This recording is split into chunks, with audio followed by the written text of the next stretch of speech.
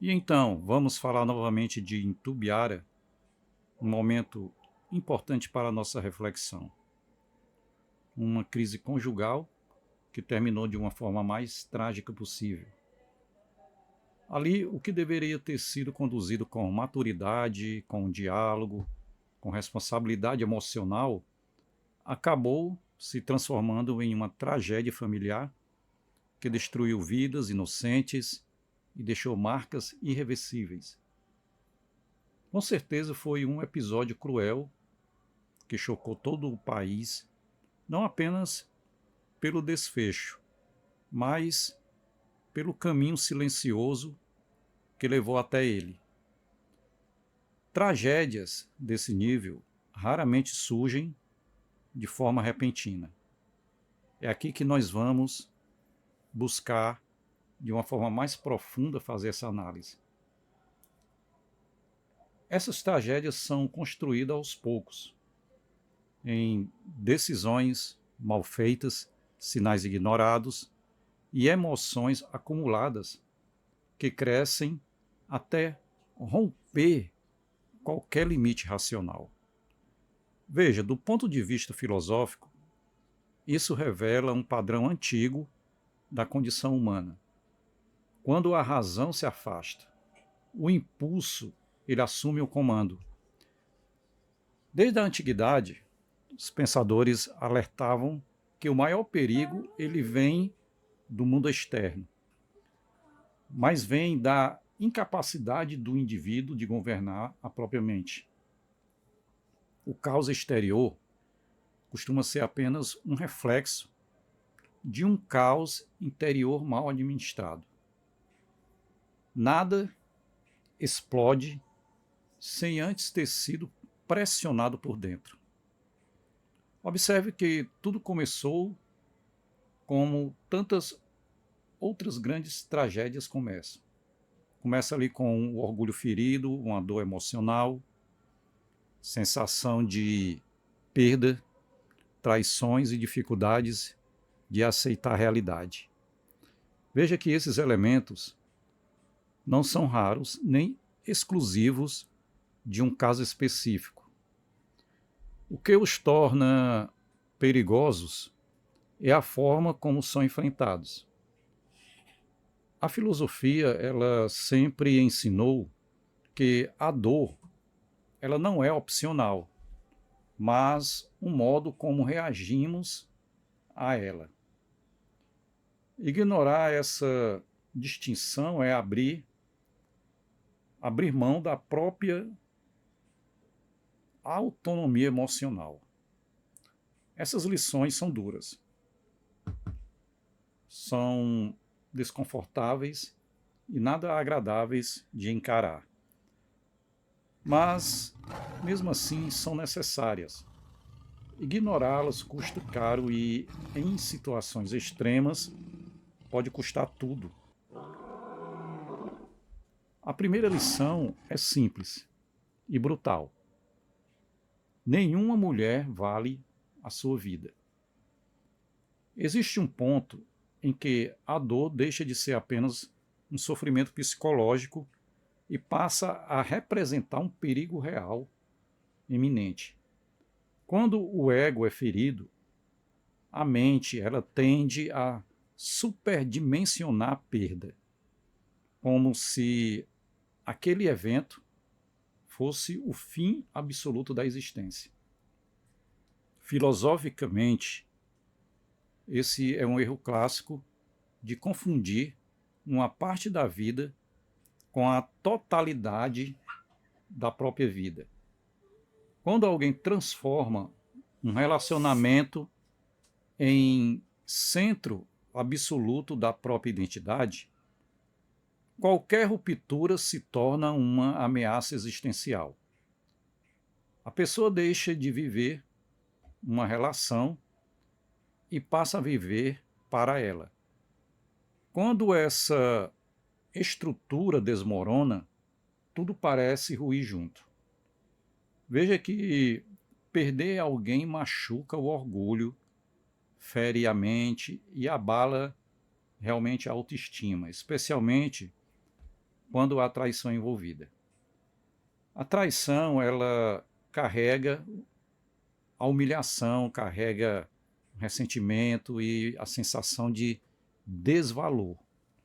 Então, muitos homens acabam caindo nessa armadilha emocional, passando a medir o próprio valor pela decisão de quem traiu ou foi embora. Observe que a mente, ela distorce a realidade. A dor parece ser infinita e surge a falsa crença de que nada mais faz sentido.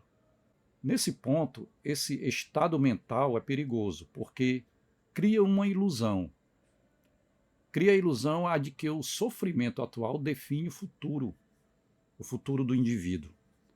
A filosofia, ela chama isso de erro de perspectiva.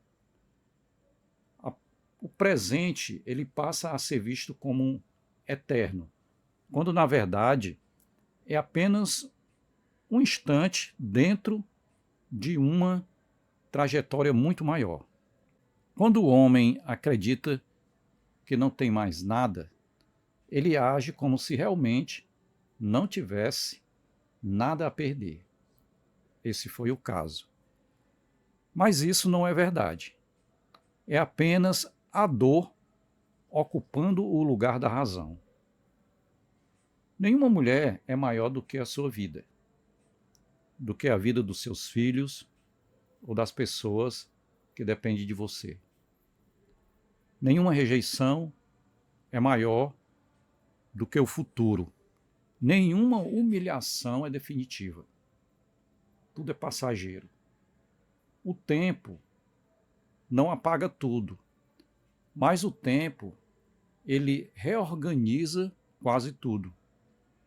Então a mente humana tem uma capacidade impressionante de reconstrução quando não é destruída por decisões irreversíveis.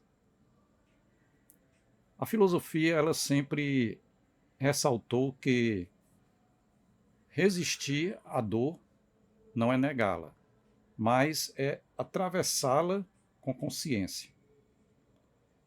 Então, na verdade, quem suporta o sofrimento sem se perder retorna mais lúcido, retorna mais forte e menos escravo das emoções.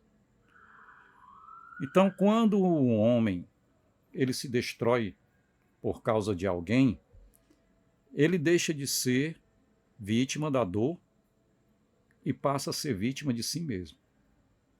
Relacionamentos terminam, pessoas vão embora e sentimentos mudam. Tudo isso faz parte da existência humana. O valor do indivíduo, porém, não deveria estar condicionado a isso. Então, observe que perder alguém dói, mas perder a própria identidade, perder a própria vida e a própria razão é uma dor incomparavelmente maior. Uma segunda lição é clara: emoção sem controle leva à destruição. Observe que sentir raiva, sentir vergonha, desespero e sensação de perda, tudo isso é natural. Tudo isso não é fraqueza, é humanidade. Faz parte da essência do indivíduo. O erro não está em sentir, mas em agir dominado por esses sentimentos. Então, quando a mente está ferida, a percepção se distorce. O problema parece definitivo, a dor parece eterna e a saída parece inexistente. Então a filosofia chama esse estado de cegueira emocional.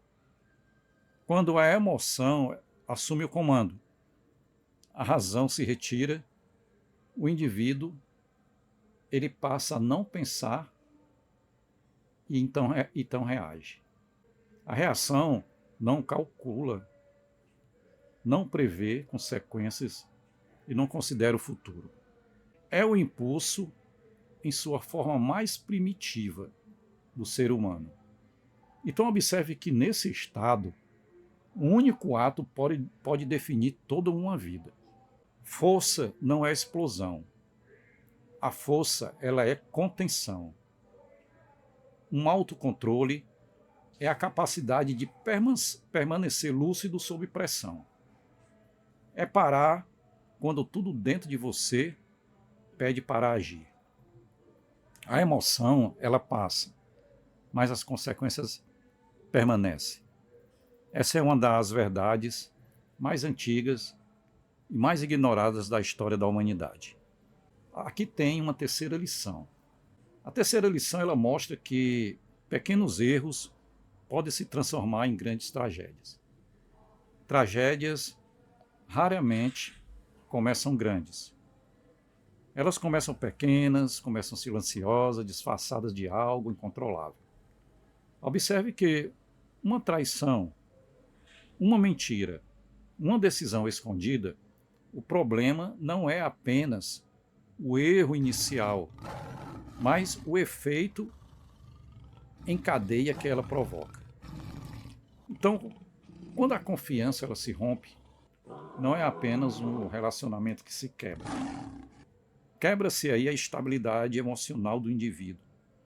Quebra-se aí o equilíbrio psicológico e a capacidade de diálogo. Então, quando a mente entra em colapso, o risco ele deixa de ser apenas emocional e passa a ser concreto.